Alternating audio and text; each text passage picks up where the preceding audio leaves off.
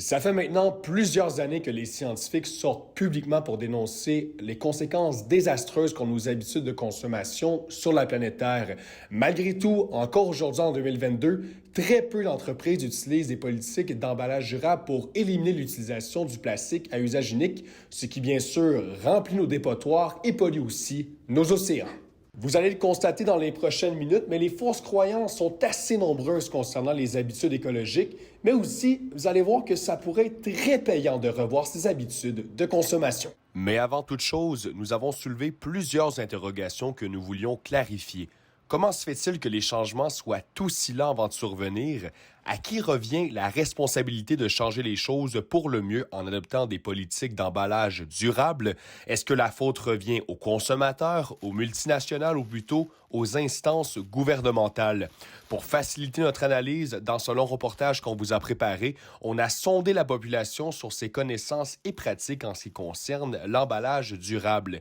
Mais aussi, nous avons recueilli les commentaires de deux experts au Québec en la matière qui nous expliquent leur interprétation du comportement du consommateur qui est encore loin d'être parfait en la matière.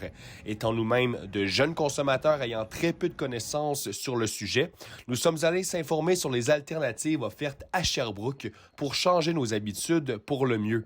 Comme premier arrêt, nous sommes allés à la rencontre d'une sommité en ce qui concerne les saines habitudes de consommation, soit le fondateur et PDG de l'Écolo-Boutique, Pierre Bolduc, qui a ouvert sa première boutique en 2010 et qui donne même souvent des conférences à l'université pour conscientiser la population étudiante.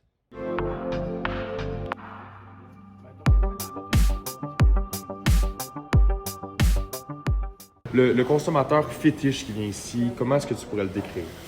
Consommateur fétiche, écoute, il y a une clientèle, l'ouverture est de plus en plus grande.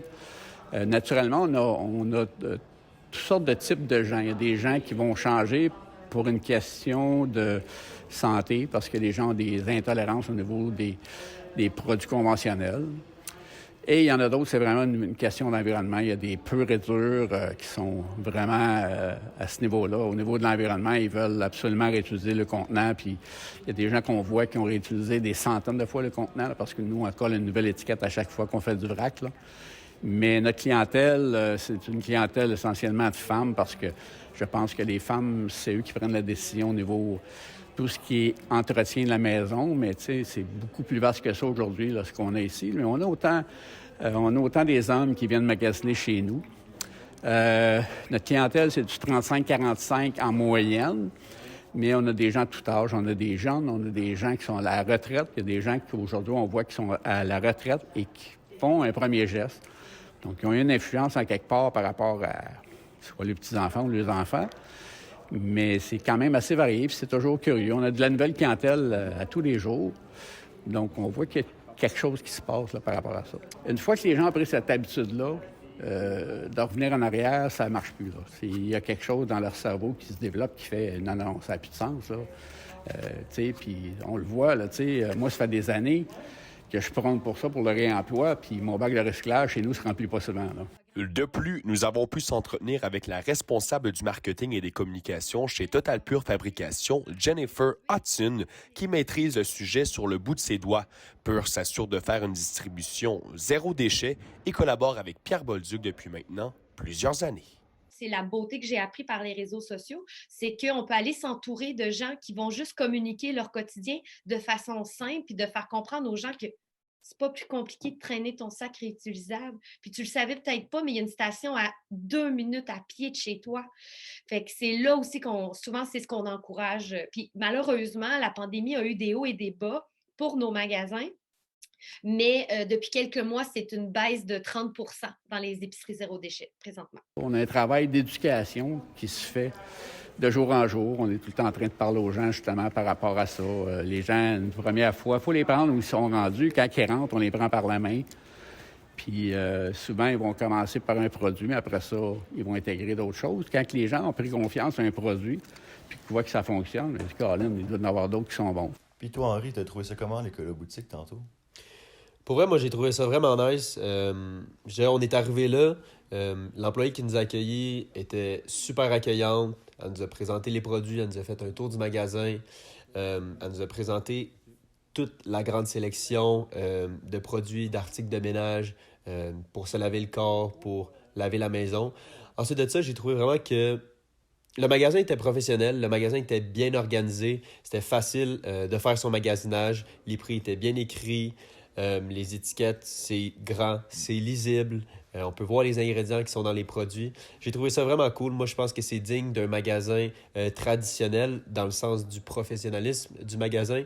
Mais en plus de ça, c'est un magasin qui est en vrac, c'est un magasin qui est bon pour l'environnement. Puis je trouve en plus que c'est le fun là, que nous, en tant qu'étudiants, on est capable de faire un bon geste comme ça en allant acheter des produits dans un magasin comme ça. Ouais, c'est ça. Je pense que même avec nos petits salaires étudiants, on va sauver à long terme, là. Comme que Pierre nous expliquait tantôt, juste 30 millilitres de notre détergent, on en a pour une grosse brassée. Fait que je pense qu'à long terme, là, ça va vraiment nous aider. Ben c'est ça, exact. Puis, tu sais, Pierre, c'est le président du magasin, là, de l'Écolo Boutique. Moi, j'ai trouvé que Pierre, c'était vraiment une personne qui était professionnelle dans son domaine. Il connaissait tous les produits, tous les impacts écologiques.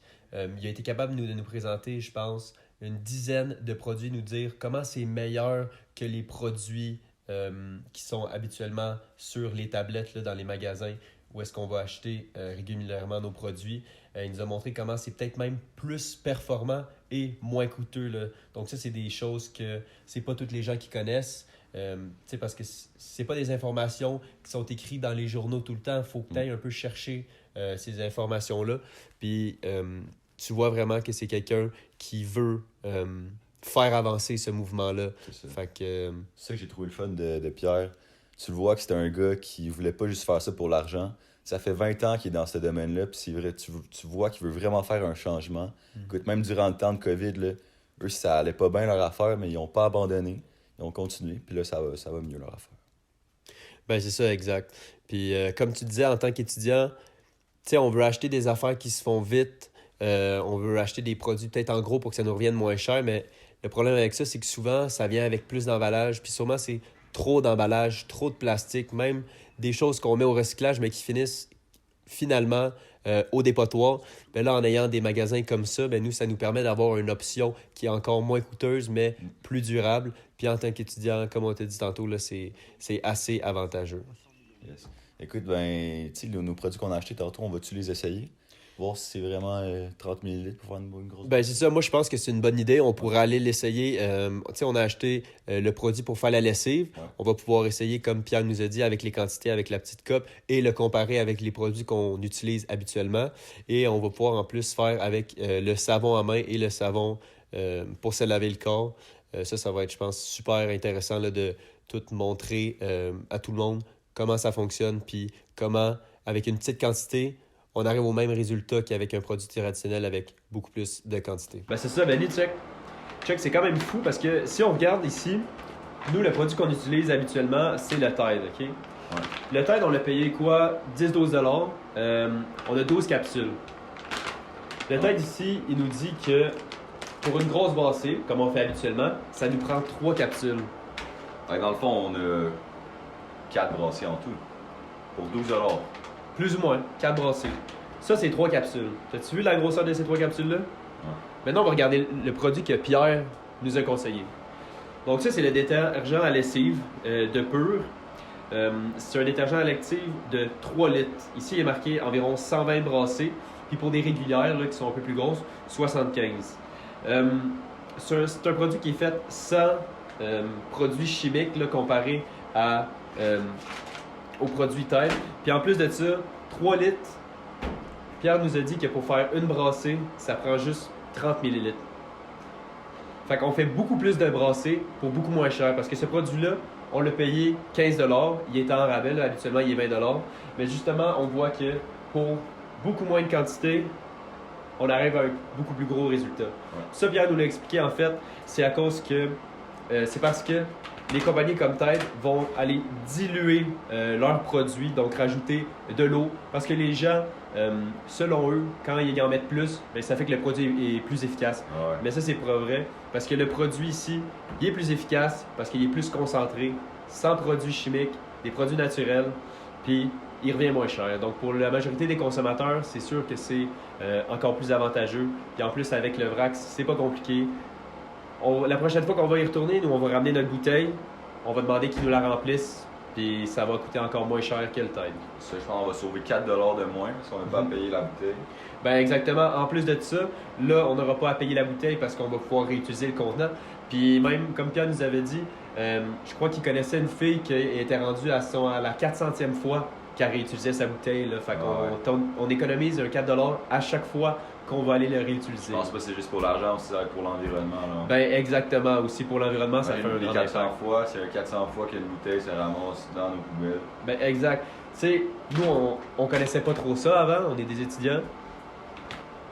Cet emballage-là, nous, à chaque fois qu'on avait terminé de faire, disons, nos 4 brassées, on le jetait à la poubelle là, ou à la récupération.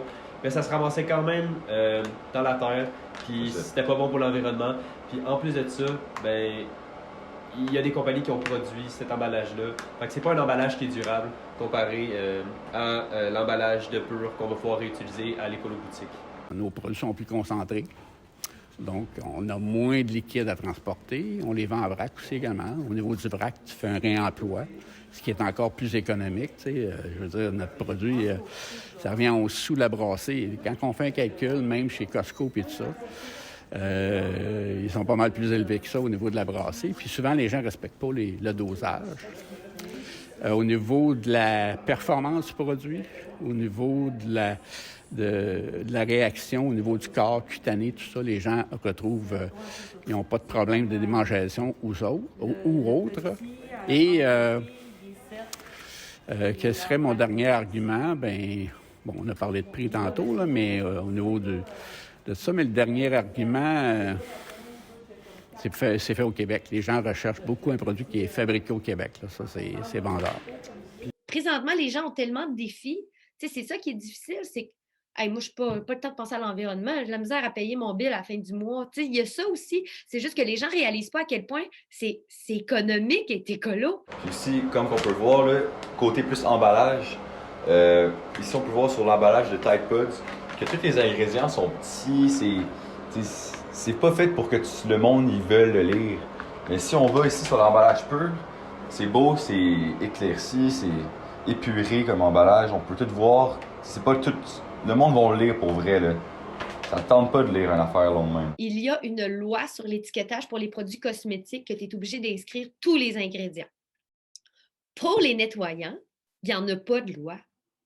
Tu écris ce que tu veux, comment tu veux, quand tu veux. À notre avis, c'est non. Nous, on le fait comme si c'était du cosmétique, on est 100% transparent, on l'écrit de la même façon. Mais souvent, les gens, ils nous challengent. Ben moi, j'achète de quoi moins cher, puis il n'y a rien que 3 ingrédients. Et eux autres sont naturels. Mais moi, là, je ne fais pas de politique. J'ai de la misère à faire ça. Fait que je vais vanter mon produit, je ne parlerai pas contre eux. Mais c'est parce que les gens ne sont pas éduqués de cette façon-là non plus. C'est juste que nous, on se casse la tête pour ça, puis on essaye d'éduquer les gens à ramener des ingrédients sécuritaires dans leur maison. C'est fou là, ce que ça peut apporter, là, les produits chimiques, l'asthme, l'autisme, les mal de tête. Il y a tellement d'aspects aussi négatifs pour notre santé. Il faudrait que ça change. Je pense qu'il faudrait que le gouvernement mette son pied à terre et dise, bien, dorénavant, c'est ça. Faut vraiment mettre ce qui est dans le produit. Il faudrait vraiment que l'étiquetage ou les ingrédients soient là clairs et nets et non que ça soit écrit en chinois. Là, Henri! Puis le nouveau savon? Ouais, c'est ça. On veut savoir des commentaires de ton nouveau savon. Pas trop le temps, hein, mon homme, là. Ça va être me laver. Ça, c'est le savon que j'ai utilisé avant, Old Spice. Une bouteille qui n'est pas réutilisable, une bouteille que je jetais après chaque fois. Maintenant, cette bouteille-là, je la réutilise avec mon nouveau savon que j'ai acheté. Un savon d'osmose là, que j'ai acheté à l'écolo-boutique, en même temps que notre savon à lessive. Ça, c'est encore un savon de 3 litres. Moi, qu'est-ce que je fais, c'est que je transvide ce savon-là dans ma bouteille, puis je la réutilise à chaque fois. Là. Je vais peut-être pouvoir la réutiliser 100, 200 fois cette bouteille-là. Fait que je vais même pas l'acheter, puis ça va faire moins de déchets dans les dépotoirs. Puis en plus de ça, c'est un savon qui sent très bon, puis qui est bon pour la peau. Ça me fait aucune démangeaison, ça me fait aucune rougeur après mon lavage. Puis moi, des fois, j'ai des allergies à des produits chimiques, puis ça, j'ai rien à dire, c'est parfait. Je suis très content, puis je vais continuer de l'utiliser. Suite à un sondage que nous avons passé à notre entourage, nous avons demandé si les répondants connaissaient le suremballage. En effet, la majorité d'entre eux savent que c'est un enjeu dans notre société, mais ne se considèrent pas comme étant très verts. En effet, 80,5% de nos répondants ont dit qu'ils ne se considéraient que moyennement verts plutôt qu'extrêmement verts. L'achat de produits à usage unique a été aussi une question qu'on s'est posée durant notre sondage. Puis, 57,7% des répondants ont dit qu'en fait, ils font des achats de produits à usage unique puisque c'est plus facile et rapide. Nos répondants se doutent que le vrac est moins dispendieux.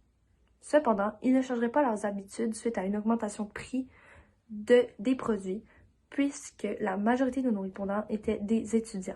Malgré une augmentation légère de 10%, la majorité n'aurait pas été prêt à dépenser plus pour un produit plus écologique. Nous avons fait plusieurs recherches pour appuyer la crédibilité des réponses de notre sondage maison. Donc, en effet, selon un sondage conduit par Éco-Entreprise Québec, plus d'un quart des consommateurs pensent que l'emballage est nécessaire pour protéger et transporter le produit. Et toujours selon les mêmes consommateurs, l'impact environnemental négatif de l'emballage est largement surévalué. Donc, en vrai, ça représente moins de 10% de l'impact environnemental du produit qui va protéger, mais il y a seulement 12,6% des consommateurs qui sont au courant de ça. De plus, 43,2% des consommateurs assument qu'il est nécessaire de minimiser l'emballage et ces consommateurs-là, ils voient l'emballage comme une cause primordiale du gaspillage alimentaire. Donc, selon une autre source, le baromètre de la consommation responsable en 2019, la réduction du gaspillage alimentaire, c'est une des deux pratiques les plus populaires dans la population. Donc, en effet, la moitié des Québécois prennent des mesures pour limiter le gaspillage alimentaire. Donc, ils vont essayer d'utiliser un emballage avec une fonction de préservation supérieure. Donc, encore selon le baromètre de la consommation responsable, 64% de la population apporte leur propre sac réutilisable à l'épicerie et 43% le font même dans d'autres commerces. Il y a 10 ans, quand on compare les mêmes résultats du même sondage, il y avait seulement 10% de la population qui faisait ces simples gestes-là. Également, 63% des Québécois disent utiliser leur propre gourde d'eau réutilisable en 2019, tandis qu'en 2010, il y avait seulement 27% des Québécois qui le faisaient, ce qui démontre un grand apprentissage de la population sur l'emballage durable. Ce que nos répondants ne savent pas, c'est que la qualité des produits en vrac est meilleure que la qualité des produits à usage unique. En effet, les produits à usage unique ont peut-être un meilleur prix, mais une qualité inférieure. Les produits en vrac sont donc de meilleure qualité et on peut donc utiliser un moins grand nombre de ce produit afin d'avoir le même résultat. Acheter en vrac, c'est encourager local et meilleur pour la santé. On s'est posé la question afin de savoir quelle entreprise venait la première en tête lorsqu'on parlait de suremballage. La majorité des répondants ont répondu Amazon, suivi de Costco. Ces deux entreprises sont des énormes chaînes qui utilisent le suremballage de façon excessive selon nos répondants. Lors de notre sondage, on s'est posé la question à savoir qui devait amener à apporter le changement sur la question du suremballage.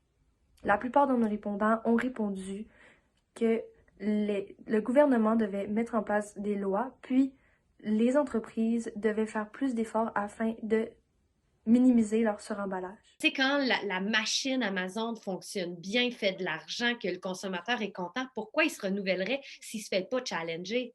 Moi, je pense que rendu là, ça part du consommateur ou ça prend quelqu'un qui va rentrer dans la boîte et qui va dire là, le changement, c'est maintenant, puis on doit apporter des politiques de développement durable. Si le consommateur décide de ne pas acheter un produit parce qu'il est suremballé, je pense que la compagnie n'aura pas le choix, mais il y a aussi un effort gouvernemental qui ferait que, dorénavant, toute matière qui compose plus que tant de pourcentage d'emballage est interdit. Il faudrait que ça soit ça n'a pas de sens, là.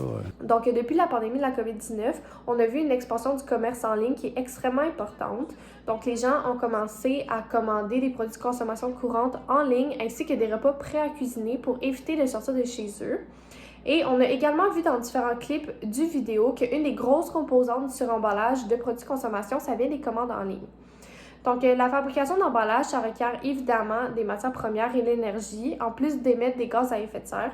Donc, si on prend Amazon comme exemple, qui livre environ 10 milliards de colis chaque année, eux, ils évaluent leur empreinte de carbone à 51,7 millions de tonnes. Ça, c'est seulement en 2019, donc on peut seulement imaginer ce que ça serait dans les années de pandémie comme 2020 ou 2021. Le vrac a également augmenté en popularité chez la population depuis les dernières années.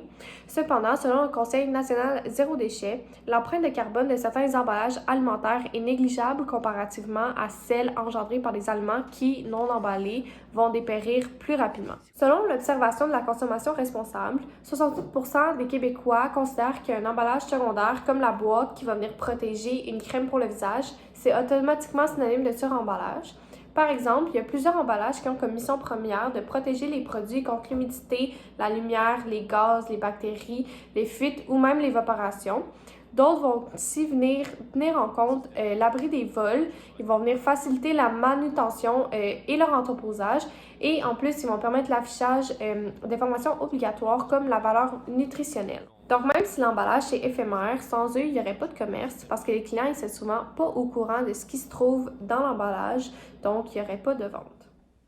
Les avantages d'un emballage durable sur le plan marketing sont nombreux et ont une influence considérable sur le comportement direct et indirect du consommateur. On vit dans une société qui met de l'avant le mode de vie vert. On pourrait même dire que c'est rendu un peu à la mode d'être conscientisé sur l'environnement. Et puisque les compagnies marketing et leur équipe sont en constante recherche pour découvrir les nouvelles tendances, les nouvelles trends, et les différentes méthodes pour capitaliser sur ceux-ci, c'était évident qu'à un moment donné, il allait sauter sur l'occasion du marketing vert. La reconnaissance du problème de déchets et de surconsommation est apparue dans les années 2000, après plus de 40 ans d'industrialisation et de production de masse. C'est une dizaine d'années plus tard qu'on voit un certain mouvement écolo apparaître et qui change un peu la culture et la société dans laquelle le monde vivait dans ce temps-là. Bien évidemment, le monde dans lequel on vit aujourd'hui pousse les industries à s'adapter aux tendances et celle-ci en particulier est vraiment pour le mieux. Évidemment, des marques comme Patagonia, Coke, Ikea, nommez-les, s'ils ont des réelles bonnes intentions derrière leurs actions, ça, vous en serez le juge. Mais une chose est sûre, c'est que leurs consommateurs raffolent de ce qu'ils font en ce moment. Selon une étude faite en 2020, les consommateurs ont plus de chances de rester loyaux grâce à la qualité du produit. Mais en deuxième place, juste derrière, c'est les pratiques écologiques de l'entreprise qui vont faire que les consommateurs vont rester avec celle-ci. C'est la preuve claire de l'effet positif du marketing vert sur les consommateurs, et ça incluant l'emballage durable. Maintenant, on pourrait prendre comme exemple une grosse compagnie qui est maintenant là depuis quelques années. On pourrait prendre Puma, qui en 2012 ont fait des gros changements au niveau de leur emballage. Ils ont créé une grosse campagne publicitaire autour de ça. Leur focus était vraiment sur leur sac de plastique et leur boîte de souliers qu'ils voulaient maintenant rendre 100% recyclables et qui n'utilisaient aucun plastique nocif pour l'environnement. Évidemment, pour des jeunes comme nous, c'est encourageant de voir ça. C'était cool de voir des initiatives de la sorte de la part de Puma. Puis on peut aussi se dire, Puma a fait des énormes sacrifices. Mais là, c'est là qu'on peut apercevoir aussi l'excellent marketing que Puma a fait. Si on prend du recul un peu, on peut voir que personne ne va vraiment s'ennuyer des sacs en plastique. Là, ça, c'est... Tout le monde peut être d'accord avec ça, je pense. Concrètement, ce que Puma fait, c'est qu'ils élargissent et stimulent la clientèle qu'ils ont et qu'ils essayent d'avoir, qui est la clientèle un peu plus verte. Évidemment, ça prend un certain investissement au niveau financier, au niveau du temps, au niveau de la logistique, mais en réalité, Puma vient de diminuer son coût d'emballage et aussi viennent de devenir beaucoup plus attrayants pour le consommateur. Fait que ça leur crée un avantage financier à long terme et à moyen terme. Finalement, il ne faut pas oublier de mentionner l'engagement et la relation qu'un emballage et son produit peut avoir avec le client. L'étude en 2020 que j'ai mentionnée plus tôt rapportait aussi que 70 des clients restaient plus loyaux à une marque s'ils partagent les mêmes valeurs. C'est vraiment lorsqu'on réalise le pouvoir cas des changements comme ceux-ci sur l'image de marque qu'on comprend pourquoi autant de compagnies sautent sur l'opportunité de l'emballage durable et du marketing vert en général. Êtes-vous choqué encore aujourd'hui quand ça fait 14 ans que vous êtes là-dedans puis ça a évolué, mais peut-être pas au rythme que vous auriez voulu? Est-ce que c'est frustrant par moment de voir ça? C'est frustrant. Écoute, avant qu'on ouvre ici, on était dans vraiment une belle progression avant tout ça parce qu'on voyait qu'il y avait vraiment un vent de changement. La pandémie a fait que ça a ralenti tout ça. Mais des fois, il y a des choses encore qui me choquent parce qu'on partage des poubelles ici derrière avec d'autres commerçants. Puis des fois, on voit des choses qui fait que tu dis, Colin, on est en 2022 puis ça se passe encore comme ça. Tu as l'impression que même rendu là, avec tous les moyens de communication qu'on a, moyens de savoir tout ce qui se passe sur la planète, qu'on est encore là, qu'il y a encore des gens qui sont stupides puis qui achètent un prix au lieu d'acheter un produit, là, c'est malheureux. Depuis 2 ans, l'environnement est un peu moins au cœur de l'actualité internationale en raison de la situation épidémiologique. Et maintenant, depuis quelques semaines, l'attention s'est tournée sur la guerre en Ukraine. Reste à voir à quel moment une majorité de consommateurs sera plus sensible à vérifier l'emballage des produits qu'ils consomment et qui sait, leurs petits gestes pourraient inciter les grandes entreprises à revoir leur politique d'emballage pour assurer un avenir plus vert à la prochaine génération.